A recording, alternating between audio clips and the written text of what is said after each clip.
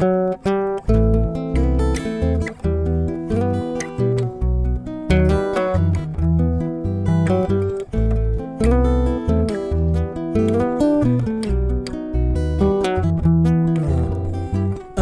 jour, tu t'en iras comme une voix qu'emporte le vent, comme une voix qu'emporte le vent, au-delà des mers.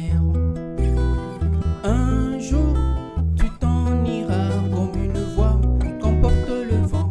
17e rue. Une hécatombe pour les juges qui ont voulu là mais mettre en exécution la décision finale de la Cour de grande instance de justice sur le déguerpissement des Olanguis Washoe de la 17e rue de Limité.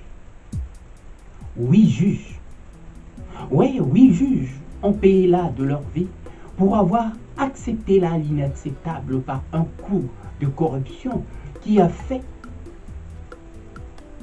tache d'huile pour avoir fait d'eux des véritables témoins gênants dont il fallait très vite s'en débarrasser. Les généraux et certains hommes forts du régime ne sont pas allés là de main morte pour faire là entendre leur loi et non celle de la justice congolaise.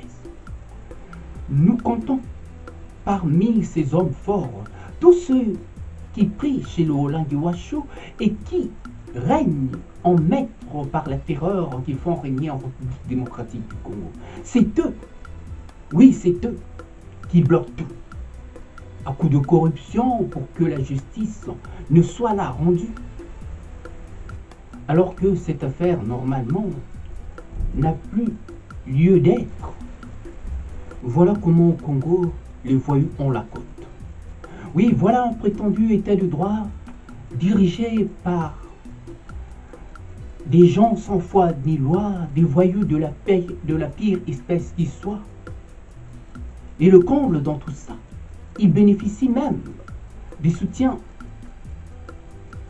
qui viennent d'ailleurs, plus particulièrement du sommet de l'État de la République du Congo-Brazzaville.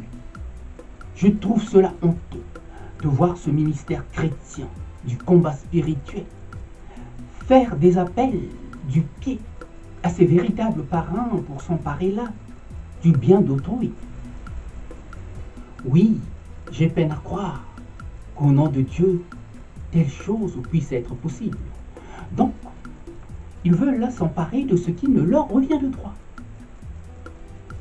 Comme ce sont des gens qui ne fonctionnent pas pour la bonne foi, pour ne pas dire pour la bonne cause, mais bien plus en fonction de leurs propres intérêts et du soutien qu'ils peuvent là recevoir des autorités en place, des locataires qui, par un concours de circonstances et de tours de passe-passe frauduleux, ont joué au plus grand faussaire de l'histoire pour s'emparer, mais de ce qui ne leur revient de droit.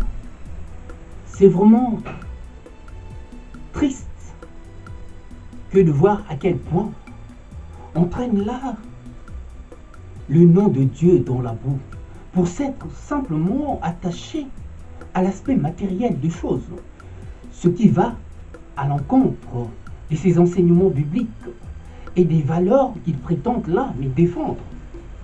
Les Olanguis Washoe ont été là déboutés par la justice congolaise. Et il ferait mieux de déguerpir que de vouloir tirer les choses en longueur par l'entremise de leurs fossoyeurs que sont ces hommes forts du régime qui espèrent là nous avoir à l'usure, ou simplement par la résignation. À ce point, c'est vraiment très mal nous connaître.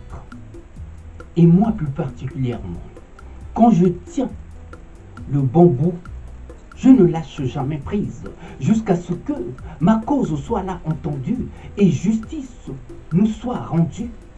Les Olanguis Washoe doivent déguerpir avant que les choses ne s'empirent au royaume déchu des encanailles qui redoutent redoutent désormais l'avènement d'un état de droit aux allures d'un empire conquérant, comme nous n'avons jamais connu à ce jour.